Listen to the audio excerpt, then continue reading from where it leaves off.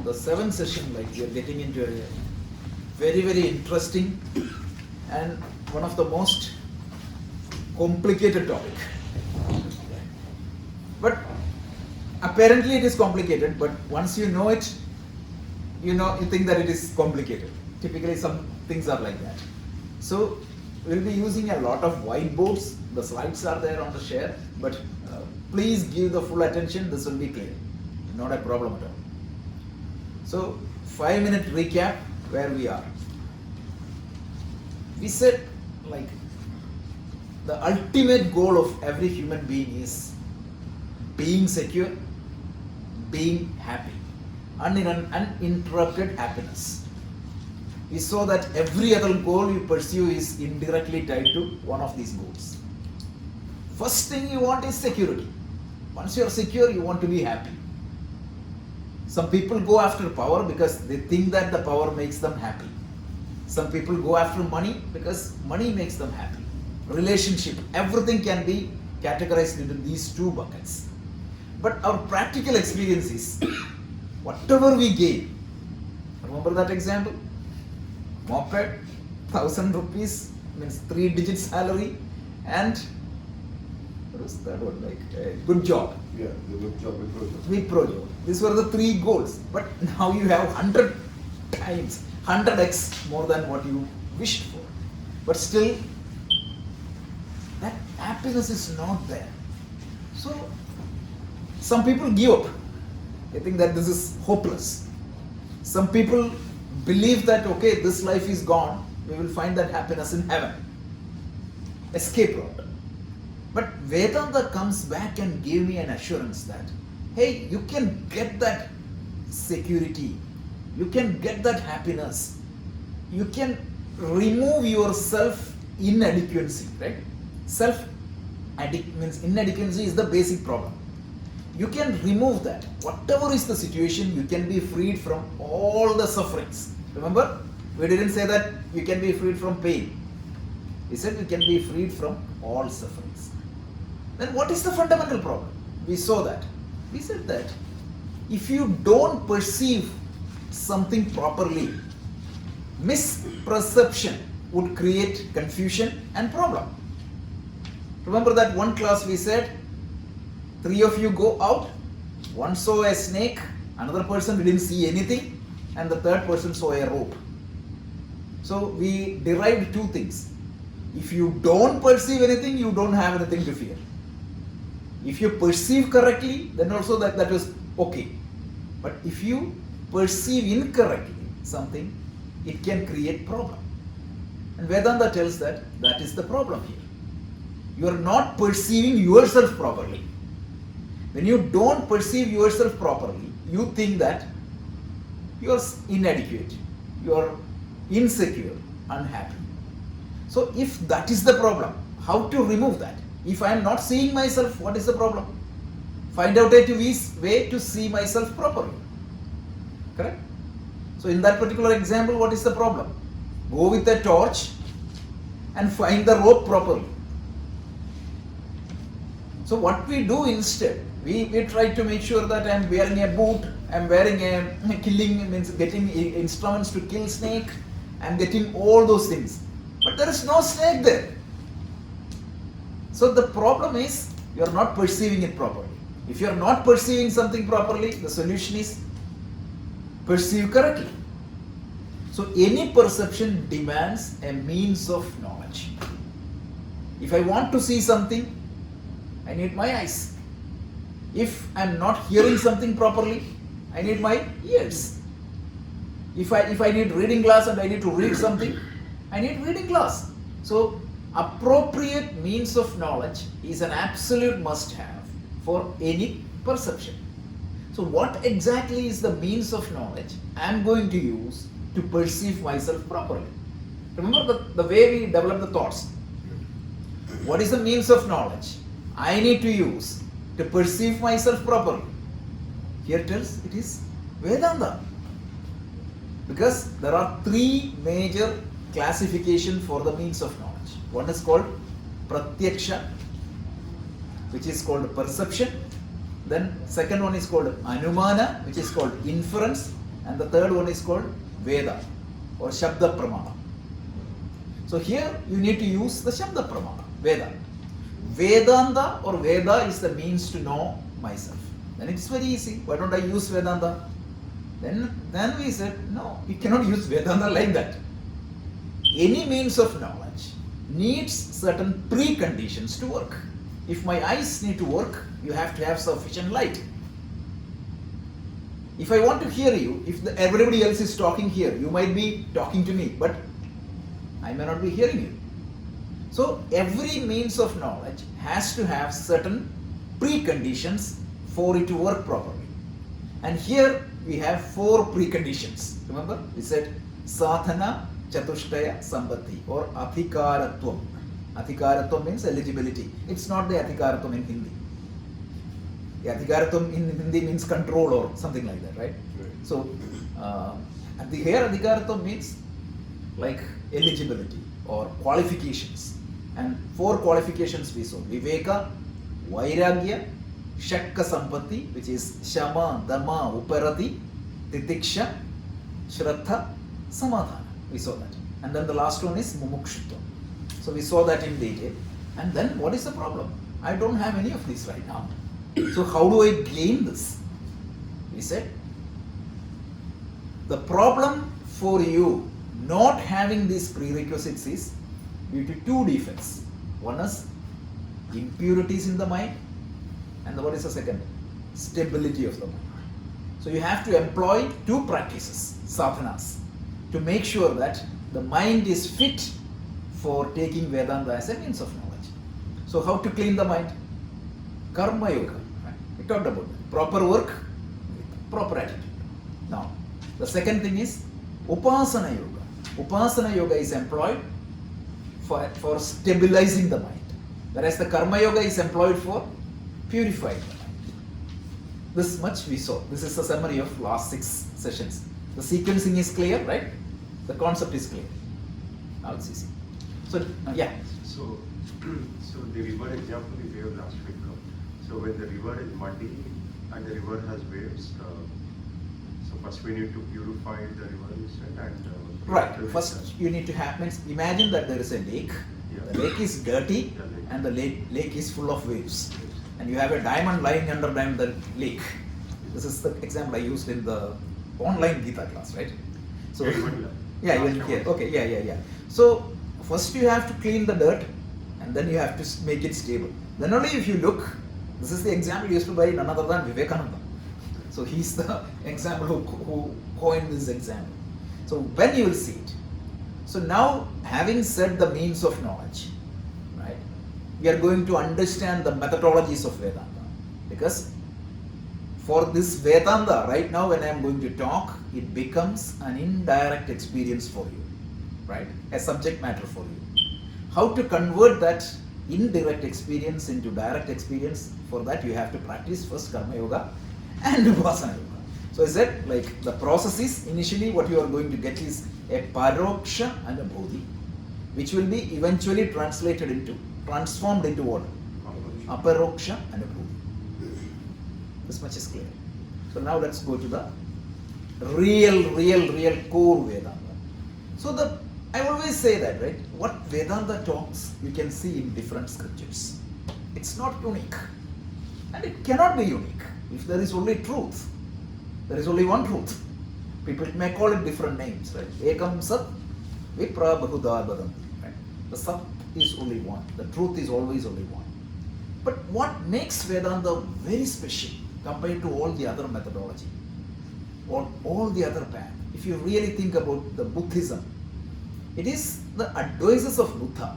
Whatever he spoke, they compiled into Dhammavada. So is Guru Granth Sahib. They systematized a little bit, but every Guru's speech, right? From Guru Nanak to Guru Angad, all these Gurus, right? Means it's wonderful history. You should study that, right? One day I'll talk about that. I was studying about these Sikh Gurus' history. It is amazing how they evolved. So any teaching means it is the compilation of a teacher's speeches. But Vedanta means it is systematic teaching methodology. So you are going to see the first methodology, one of the most commonly used methodology in Vedanta, and that is known as, I'm going to write it and I'm going to draw diagrams and the slides we can refer, but this is very important, we need to show. What we are going to see is Drik Dhrishya Viveka. Have you heard of that name? I know it's your favorite. What is that? You talked about it. Where? Drik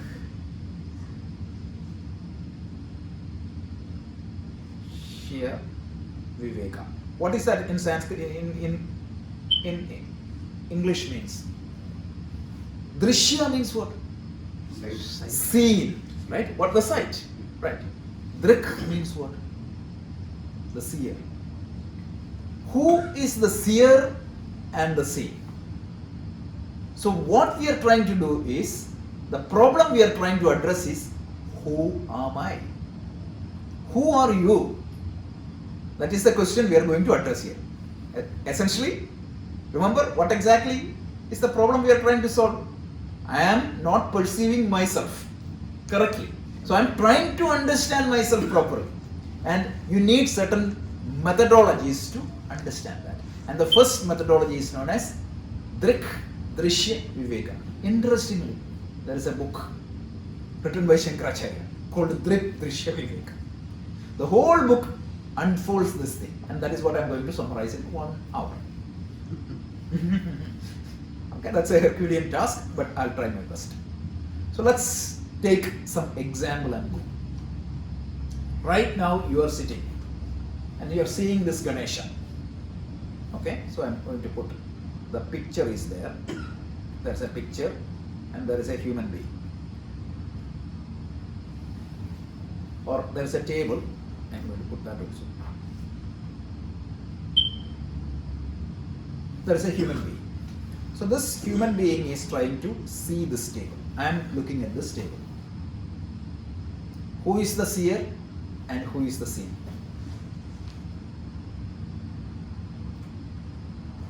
I am. You are good. I am the seer, right? You are looking at What is the Dhrishya? the table. Table. No doubt, right? Rupam Drishyam Lochanam Drik. Shankaracharya starts like that. The object is the seen. I am the seer. Lochanam. Yeah, I'm coming there. Okay. So now the problem is what? What exactly in me is actually seeing? What exactly in me is seeing? For that, we need to understand, we need to borrow some help from modern science. Then only we will see. So you can imagine, right? When I look at this table, what exactly is happening here? The light, correct me if I'm wrong, okay? The light reflecting from this table is going to hit my eyes or the retina. Then what happens? So can I say that if you think about the initial level of perception, table is the seen, my eye is the seer. But am I seeing what the eye saw? Take a moment. If you don't understand, please ask questions immediately, right? So, am I seeing the image I saw in the eyes directly? So for that, you need to understand what is going to happen further, right? So the eyes came to my image. What happens then? It will be converted into what? Small. Correct. Electromagnetic signals, right? Signals, and that will be sent to where? Brain or the mind. So this picture of this table will be converted into signals and that will be sent to my mind. I'm not going to complicate it that further. To be specific, it will be sent to your visual cortex, correct? And it's more complicated because the image I am seeing is two tilted images in my eyes. And that will be converted and that will be integrated to create that 3D effect and that will be represented in my mind. So initially I can say that the table was the scene, my eyes was the seer. Then what was seen by the eyes, right? That is the scene. What is the seer? Mind is the seer. Correct? Whatever saw the eyes was given to the mind.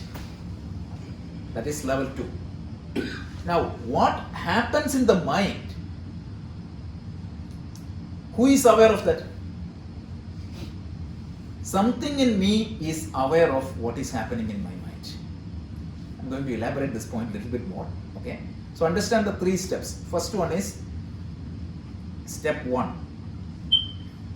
Eyes, object. Then image in the eye, it came to the mind. And what comes to the mind, it will be represented as a mental activity. In Vedanta we call it as vritti, or the mental activity, right? So mental activity, I am aware of that mental activity. So I am not seeing that table directly. I am seeing the image captured by my eyes, which is translated into my mind. What am I seeing directly? I am seeing only what is captured in my mind. Or in other words, what the scene for me is really the mental activities, vritti. And who is the seer? Consciousness. Because I am conscious of that mental activity, right? So the consciousness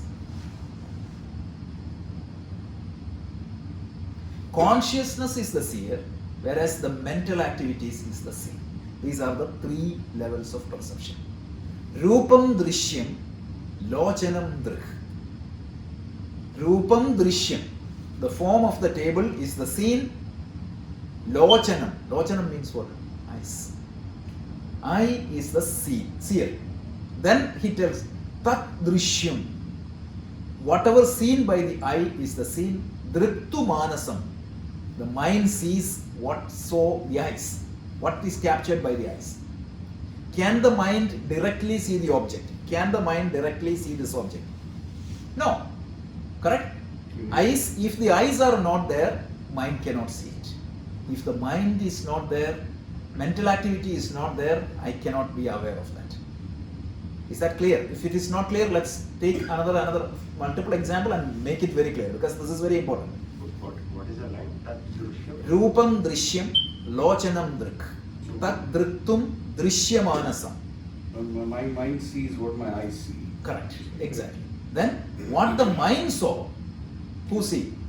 What the mind saw Drittu was Tri Vrittaya Sachi. Sachi means consciousness. Tri Vritti, mental activity, is seen by whom? Consciousness. And so who is the real seer? Consciousness is the real seer. Consciousness is the real seer, but what is the scene? Mental activity is the scene. So what my mind saw, what my eyes saw, my mind saw. What my mind saw, my consciousness saw. Correct. And there is nothing else to see consciousness, because consciousness, without consciousness you cannot see anything, right? So even if you close your eyes, you can imagine something. So what is that when you think about, say, close your eyes and think about your home? What is going to happen in your mind? Some mental activities were created, isn't it? Right. So that mental activities came from where? Maybe from your memory bank. So from the memory bank, some objects were pulled and a mental activity is created. And somebody is watching that mental activity. And somebody is aware of that mental activity. And that, who is aware of that? Consciousness. So the consciousness is the real seer for me, right? So Drik Dhrishya Viveka. So now let's come back to the fundamentals, right? So this analysis is clear, right?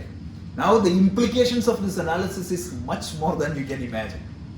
First thing is, traditionally, each one of us think, who am I? I think it is me, Rajesh, right? When I say Rajesh, what does I mean? what exactly is the boundary of Rajesh? Because there is something other than Rajesh and Rajesh. Like if I take the entire world, I can classify this into two buckets. One is me plus everything else, right? So where exactly I put my boundary, like as me and everything else? This chair belongs where? Which category? Is it me or is it everything else? Everything. Very simple. That's very simple, right? But this hand, Wonderful. I take it as what? Mind. Me, Right. right? If the arm of this table broke, I would say the table broke. The arm of the table broke. If my hand break, I will say I broke. Right. So traditionally, conventionally, we all associate ourselves with what? Awesome. Where the boundary ends? Can you tell? Think. That was where we cannot feel essentially. So where exactly is the boundary of me? Your body. The body. Body. In other, why we feel that the body is the boundary? Can you think? Because you only have control over that. If I hit here, I don't feel anything, right? If I touch here, I feel that something is touched me. So the sensation is one thing naturally, right? But if you really think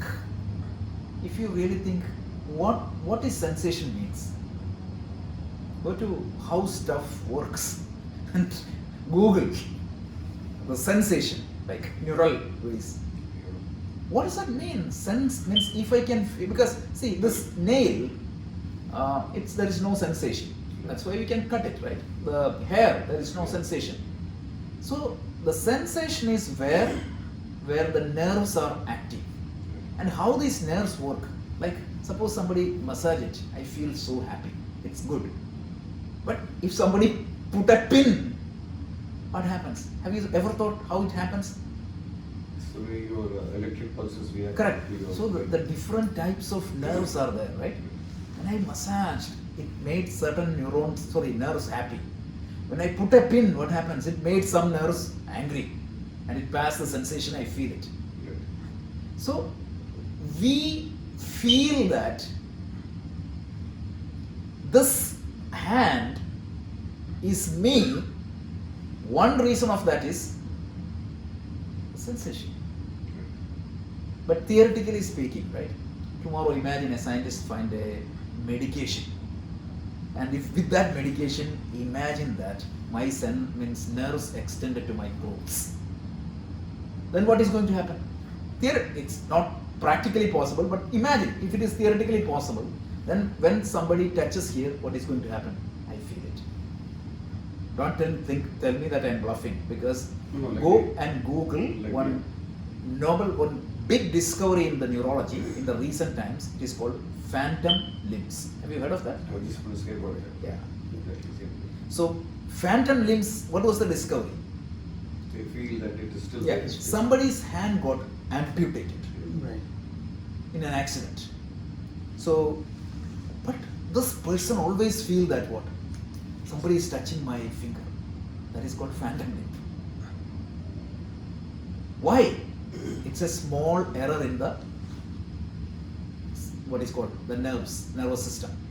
So, what does that shows? You feel touched even when that object was not there. So this is what phantom limbs. It's all in the mind. It's all in the mind. So the thing is, the nervous system gives you a feeling that this is my boundary. This is not Vedanta, this is science also proved it. Means just go and read a brief tour of human consciousness. That is the book. The book has, I'll have that book here next week. Vijay has that, my book. What's the name you said? A brief tour of human consciousness by Dr. Ramachandran. He's a person of Indian origin. He's the one who found this out. He's one of the popular neurologists in the modern world. So, what happens is, the feeling of yourself in the body is given by nervous system. If theoretically you can extend the nervous system to my shirts, then I feel that the shirt is also me. Right now I feel that, okay, I have this particular color. If this was extended to the shirt, then I feel that, okay, it is a check color. So that's number one. So here in Drik Dhrishya Viveka, the simple rule is, whatever you can see is not you. Right? Anything you observer is not the observed. That is the simple rule.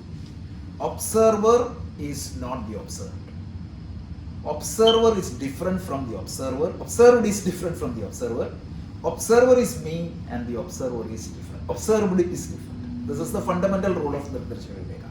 And this methodology is applied in different scenarios. So initially we say that, okay, you are reducing the scope further. Means initially you are on a high level, you can say that this is me and everything else is the world. Then the Rishi did little bit more analysis. He said, is that true? Why am I feeling that I am inside a body?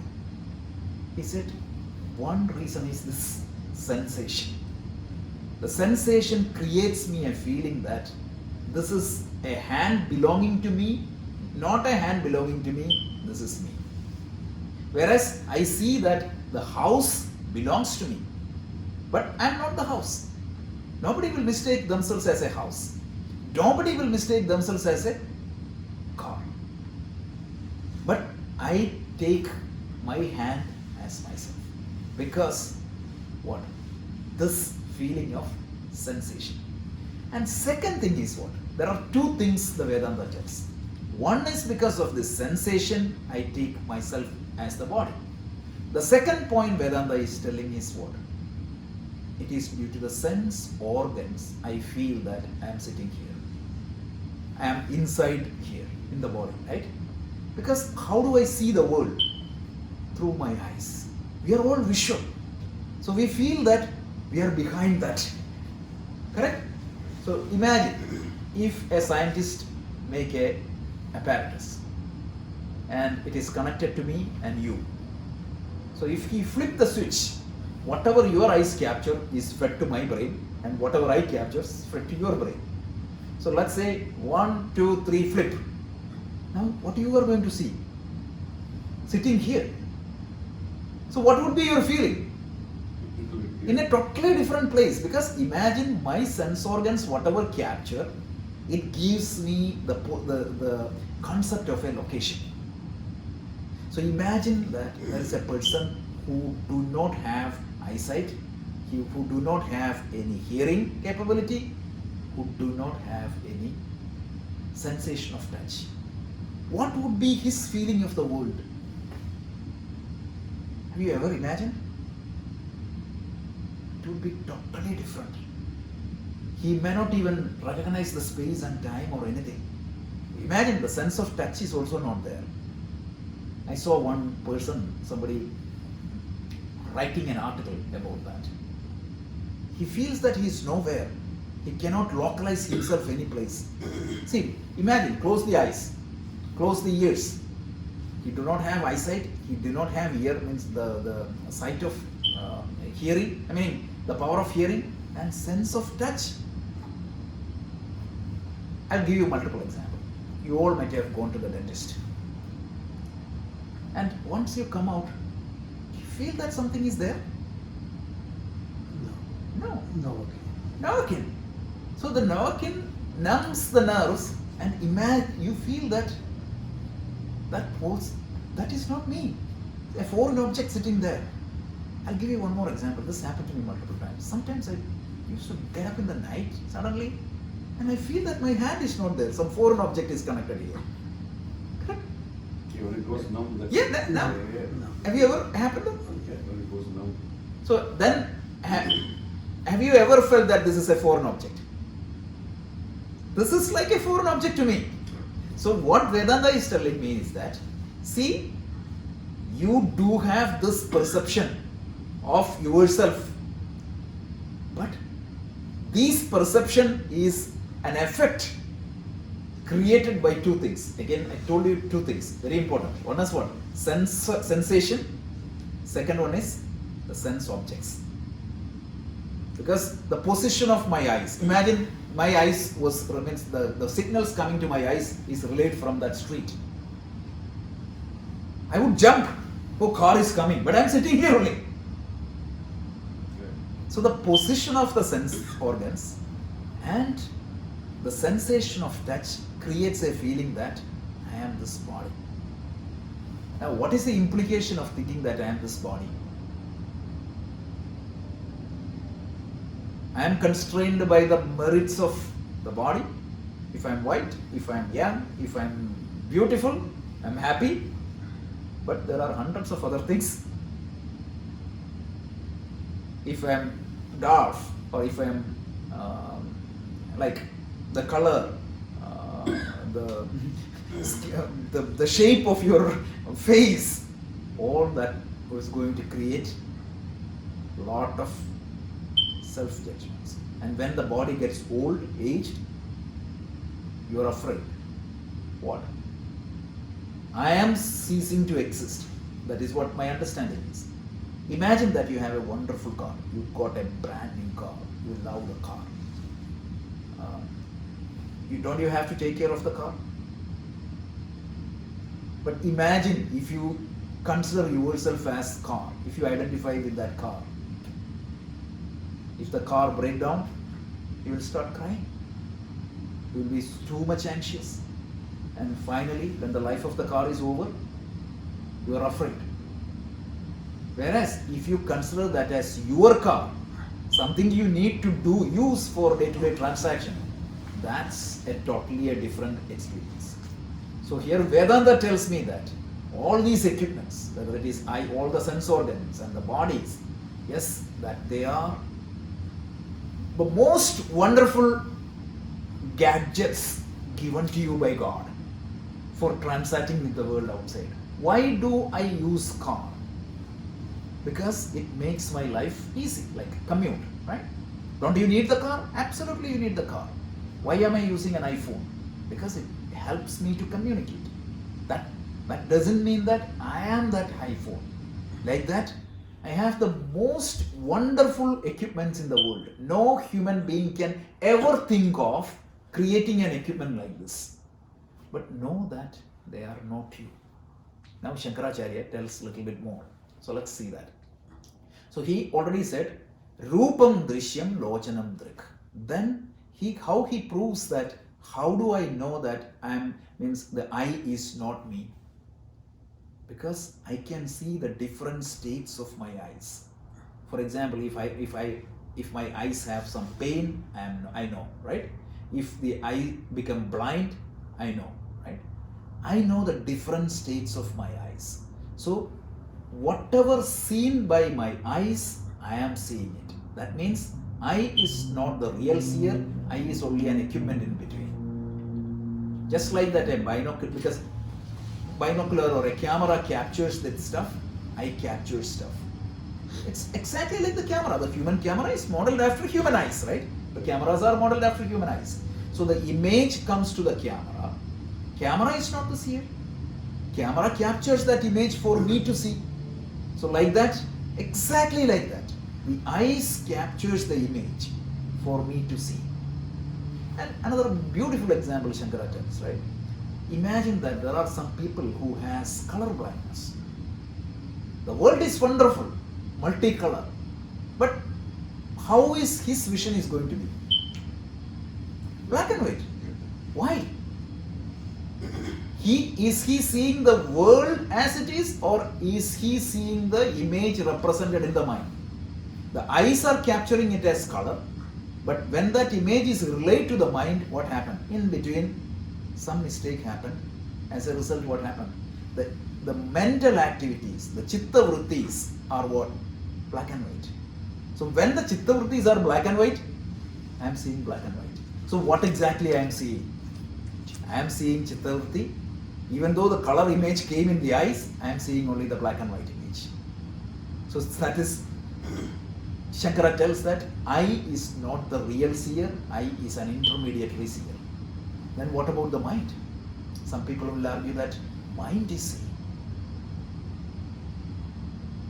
No, because you know the different states of the mind. You know that when the mind is agitated, you know that when the thoughts are, when there is no thoughts. So you know the different states of the mind. It is like a screen. It's like a movie screen where different images are projected. So from where exactly this projection comes in? Sometimes it is coming from my sense organs. Sometimes it is coming from my memory. Right? Right now you might be thinking about beach. Who knows? Now no beach. Yeah, beach. A nice sunny day, you might be wandering in the beach. You might be thinking that. So that's not the point. The point is the mind is like a screen. So chitta, when different images are projected, sometimes it is directly coming from the sense organs, sometimes it is coming from my memory, and sometimes it comes from in the dream also. Right? What is a dream? You are seeing it very clearly. Right? You are seeing the whole objects in the dream very clearly. But whatever projected into the mind, you will be seeing. So that's what the real I is, the consciousness. So what basically through the Drik Dhrishya Viveka, what we are establishing is, I am not the external object. This is a table, that is not me. The second level is what? The eyes are in me, but that means eyes are there for me, but I am not the eye. The mind is there for me, but I am not the mind. So I am not the body. When I say I am not the eyes, it means I am not the ears, I am not the skin, everything. It covers the whole thing, right? I am not the body. I am not the sense organs. I am not the mind. I am the consciousness. So this is what is called Drik Dhrishya Viveka. Viveka means understanding, discrimination. Discrimination between Atma and Anatma. Who am I?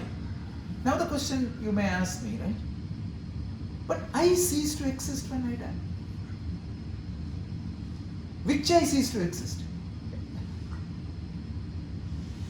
Right now, an entity called Rajesh ceased to exist. When my identification is with my body, yes, that ceased to exist. So in the upcoming sessions, we will see the different types of bodies. There are 3 types of bodies. Sthula Sharira, Sukshma Sharira, Karana Sharira. What exactly ceased to exist? And what means this consciousness. Now let's talk about this consciousness a little bit.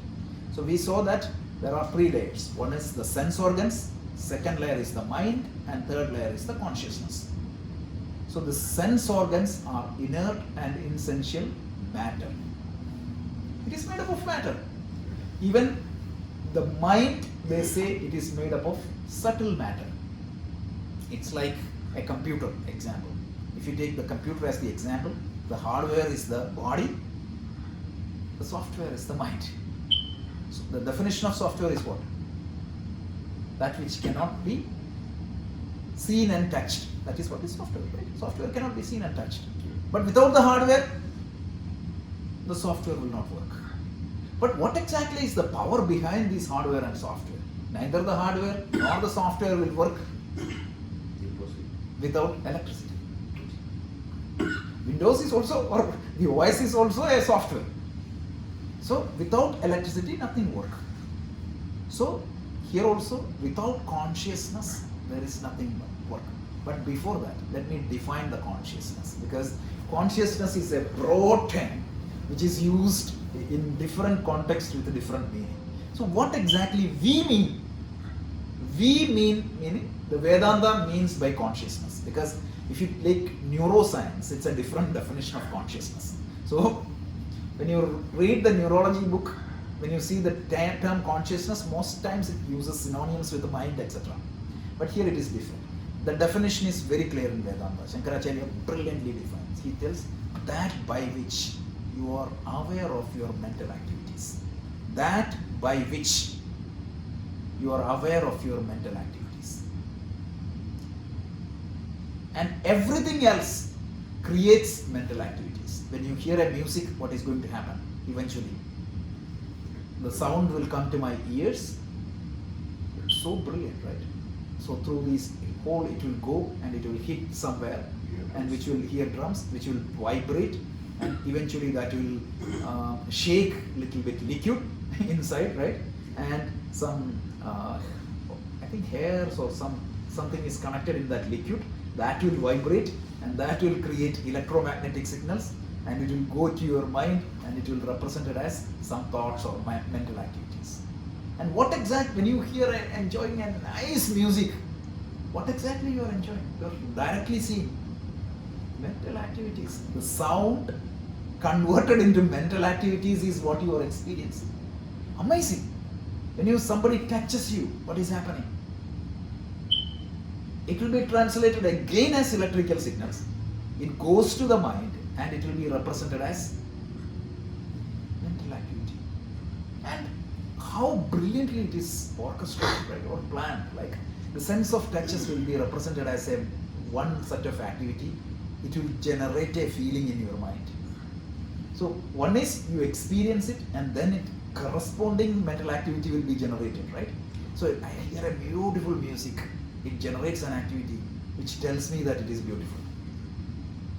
And that is also seen by consciousness.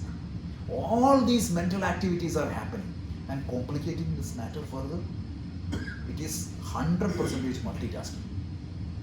While my eyes seeing here, the ears can listen to the sound. At the same time, something can touch me. At the same time, I can put something into my mouth. So all these signals are coming. All these are creating different types of mental activity, and the consciousness is simultaneously watching that. So what Vedanta's approach is, now it is going to tell you that, hey, if you take yourself as the body, then you will say that it's like a car. Let's use the car example, right? So if you take the car example, you will say that it is a 2019 BMW. Like that, you all will say that, right? 1978 male, Indian version of male. From where that attribute came? From the body. When you say when you are born, what exactly was born? You got these apparatus. It's like buying a car. Up until yesterday, I had a Nissan, and tomorrow I got a Honda. So I would say that I existed before that Nissan, right? Tomorrow, anybody see me, I'm coming through a Honda car. But that doesn't mean that I was not there before that Honda car existed. This is why Krishna tells in the Gita 11th chapter, Gatasun Agatasunshya na anushojanti pandita. The death really means you are just changing your gadgets.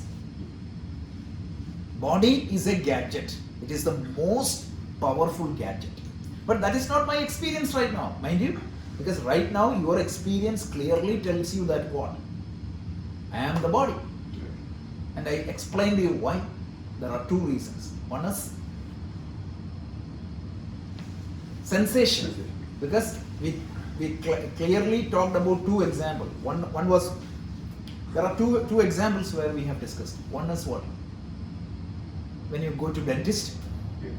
Second one was sleep, when you get numb. And the third and most powerful example we had was phantom limbs. Because his hand was not there, but he was physically feeling that somebody is touching the hand. So it is the sensation that gives me the feeling that I am the body. So what Vedanta is advising me is a shift in our identification. Because this method, Drik Dhrishya Viveka, the methodology was who is seer and who is seen. We are doing a step-by-step analysis. And the rule given is, I am not the seen. I am the seer always. If I am seeing something, I am different from that. That is the whole idea. So initially I said, I am the seer, the table is the scene. And then I saw that, wait a minute, I am not seeing what is the eyes captured. I am seeing the image of the eyes captured. Then I saw that, no, I am not seeing the images of the eyes captured directly. I am seeing the image represented as mental activities. And what exactly is seeing that mental activities? Consciousness. So I am the consciousness, and this consciousness do not have any birth, any death. We are going to see that portion a little bit later, but first thing we need to establish is who am I, and we need to follow. Actually, we are going to use 3 methodologies. The first one is Drik Dhrishya Viveka, and we are going to apply this method into Shariratraya and Panchakosha. So Shariratraya is a model which tells me that what are all the different types of equipments I have. I said that we have on a compound level we have a complicated gadget which is given to me by God for transacting with the world outside.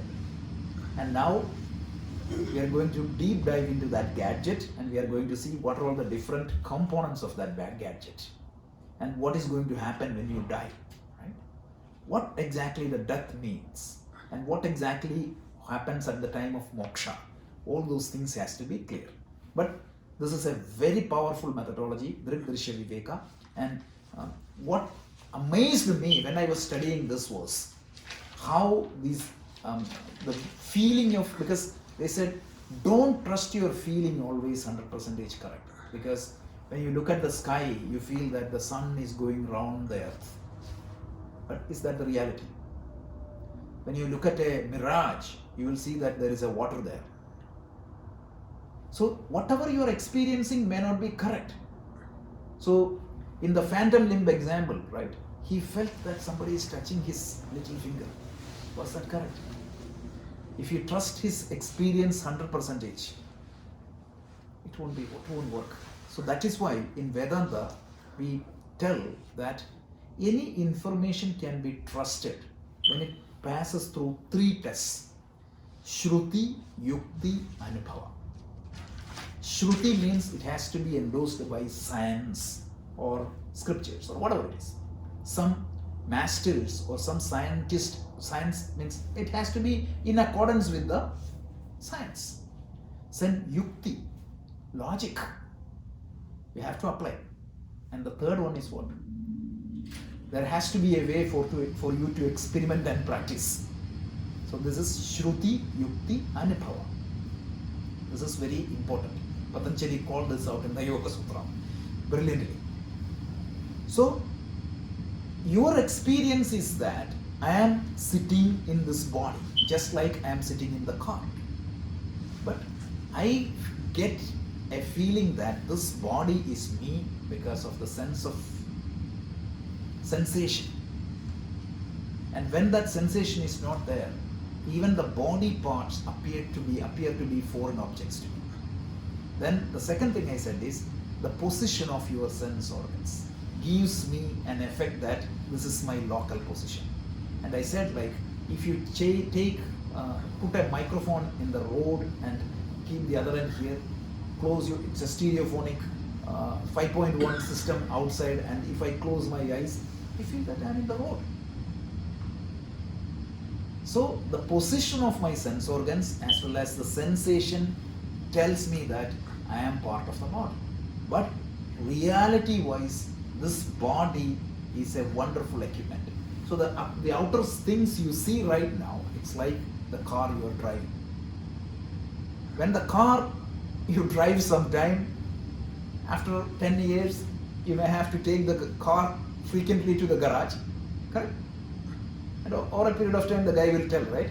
It's not worth to invest in this car. So yeah, you will be sad. If you are so much attached to the car, you will be sad. I know my daughter always, whenever we change the car, she won't let. So because that is there. So, but still it's manageable. But if I think that I'm stopping to exist, that's why the fear of death comes and everything will come. Remember, this is why Vivekananda told Rockefeller, once you study this, you can die peacefully. Once you experience it. And he tells, right, man dies but once. I'll take. So when you're talking about consciousness, are we talking about Atma now? Because now when you're saying Yeah. you are different from your body, Yeah. you're not part of your body, Yeah.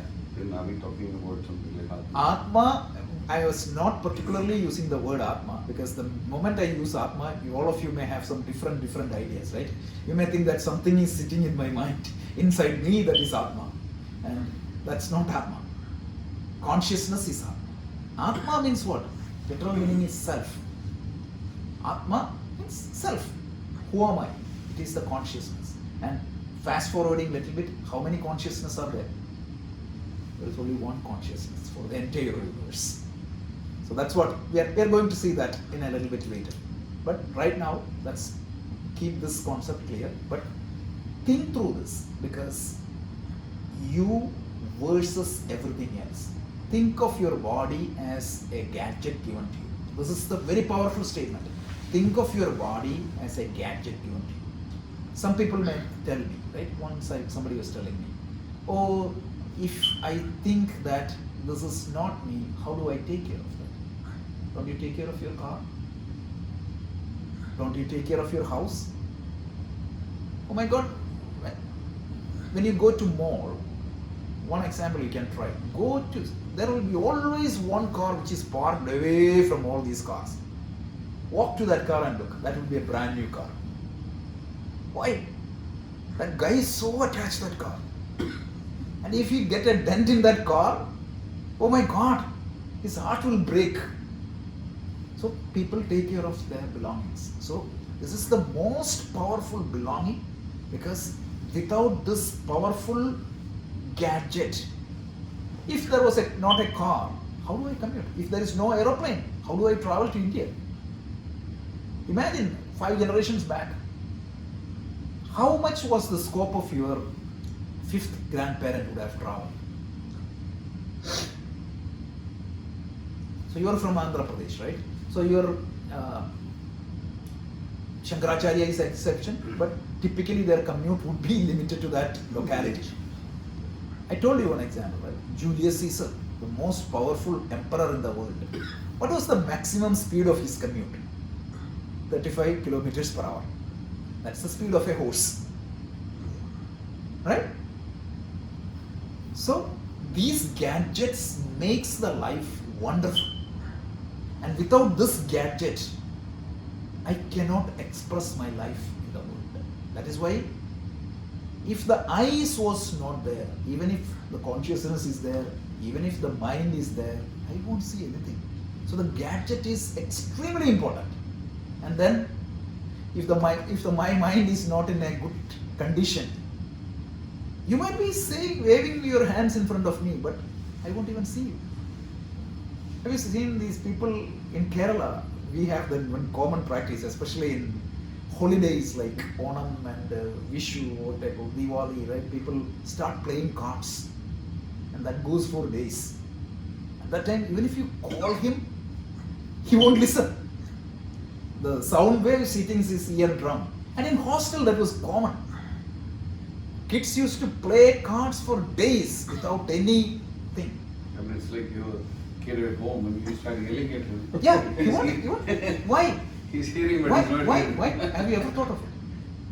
His mind somewhere. is somewhere else. Yes. So even though the apparatus is here, if the mind is not there, he won't see.